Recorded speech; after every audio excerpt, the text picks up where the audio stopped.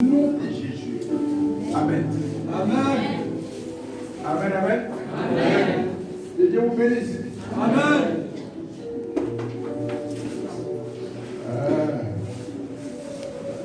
Les femmes, que Dieu vous bénisse. Vous avez fait du bien la dernière fois. Que Dieu bénisse tous mes enfants, celles qui sont passés à la maison, pour faire du bien à mon âme. Amen. Je disais tantôt, ça a commencé par une de mes filles, samedi matin, qui est venue qui a touché mon âme. Ça veut dire que la suite devait être une suite comme sur un tapis. Amen. C'est ça qu'on appelle la communion fraternelle. Frater, dans frater, il y a frère. Alors, dans frère, ce matin, nous allons voir un sujet de mon point de vue. Je pense que c'est un sujet important pour le corps de Christ. La thématique ce matin, comment identifier un père. Je voulais qu'on fasse sinon, qu'on écoute. Si on veut écouter, qu'on écoute. Comment identifier un père?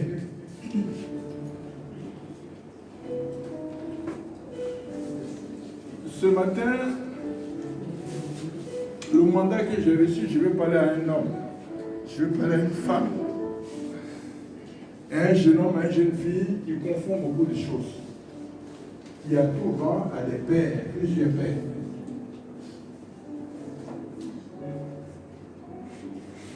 Je veux qu'on sache, à partir d'aujourd'hui, faire la part des choses.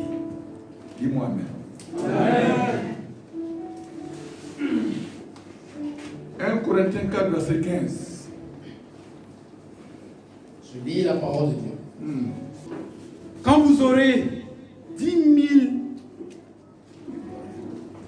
excusez-moi, 10 000 mètres en Christ, vous n'avez cependant pas plusieurs pères. Puisque c'est moi qui vous... Excusez-moi, c'est moi qui vous ai... Quand vous auriez 10 000 tuteurs en Christ, assurément, vous n'avez pas beaucoup de pères. Car c'est moi qui suis devenu votre Père en Christ, Jésus, par le moyen de la bonne nouvelle. Amen. Amen. Amen, amen. Je viens avec cette version. Car quand vous auriez 10 000 mètres en Christ, vous n'avez cependant pas plusieurs pères, puisque c'est moi qui vous ai engendré en Jésus-Christ par l'évangile.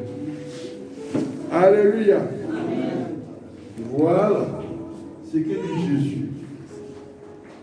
Alors, à partir de ce verset, il y a une confusion qui est faite. Ce verset est expliqué selon les humeurs des uns des autres, si on est les jours pères ou les jours impairs.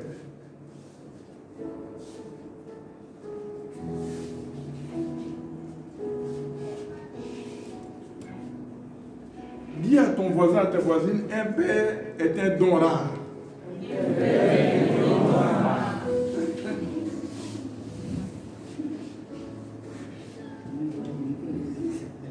Tous ceux seuls qui enseignent la parole de Dieu ne sont pas forcément des pères. Amen. On va aller pour que vous compreniez, pour qu'on sorte de cette confusion.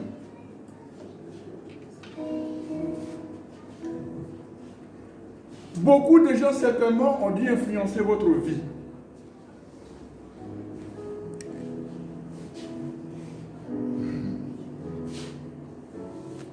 Les maîtres, les enseignants, vous les verrez, ils abondent partout. Mais ils sont différents des pères. Les maîtres, les enseignants sont différents des pères. Je peux entendre un Amen. Amen.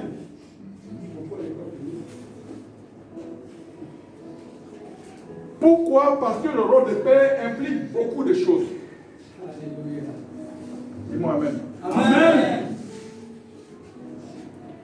Ce matin, par la grâce de Dieu, nous allons voir 7 types de pères. 7 types de pères. Commençons par l'ordre des choses, par le Père Céleste. Luc chapitre 11, verset 2. Verset 2. Quand vous priez, dites, Père, que ton nom soit sanctifié, que ton règne vienne. Amen. Alléluia. Donc c'est celui qui a créé les cieux là. Alléluia. Ce Père-là, c'est un Père qui déborde d'un amour qu'on ne peut pas décrire. Alléluia. Notre Père Céleste nous aime. Nous allons encore repartir dans la vie de Luc, chapitre 15, verset 20 au verset 24. Il se leva donc et alla vers son père. Comme il était encore loin, son père l'aperçut et fut ému de pitié, et il courut se jeter à son cou et l'embrassa tendrement. Verset 21.